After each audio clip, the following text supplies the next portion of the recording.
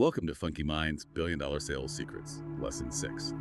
Okay, so today we're really digging into effective communication, specifically thinking about sales here. But honestly, this deep dive, I think the insights apply way beyond just selling something to pretty much any important conversation you might have.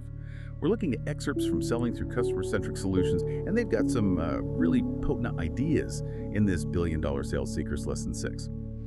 Our goal, to kind of shortcut to a core truth about connecting with people. Because, well, what if the way we usually think about it is sort of backward?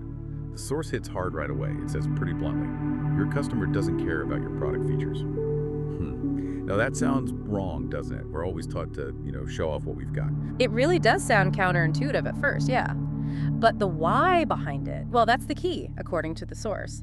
It argues customers aren't really focused on the specs, the technical stuff. They care about one thing, solving their own problem. And if you truly get that, it simplifies everything, doesn't it? It stops being about just pushing a product and starts being about delivering an outcome, a solution. Yep. It's that shift from, here's what I have, to let's figure out what you actually need solved and maybe how you feel about that problem. That's a huge distinction. Yeah. Huge.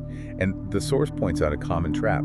They call it being a walking catalog. Just, rattling off features, specs. Yeah. Like reading from a brochure, almost. Before you even know what the other person is looking for, the source is clear. Until they tell you what they need, you shouldn't become a walking catalog. Exactly. And the example they give really paints the picture. Imagine someone comes in maybe looking for some kind of data tool, and you just launch straight into the tech specs, the architecture, the dependencies. Well, of course it falls flat. It has to, because you're basically answering questions they haven't even thought of yet, let alone asked. It boils down to relevance, you see. If the information isn't relevant to their immediate problem or question, it just bounces off. It's like going to the doctor, right? And before you say a word about why you're there, they're writing a prescription. Yeah, that feels completely off, impersonal, probably not helpful. It's not helpful at all. So, okay, if that's the trap, what's the better way? How does the source say we should approach this?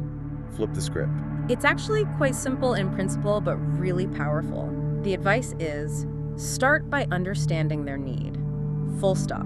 Ask questions first. Figure out what really matters to them. What problem are they actually trying to solve? Okay, listen first. Listen first. And then, and this is crucial, only then do you talk about your product in a way that directly connects to that need.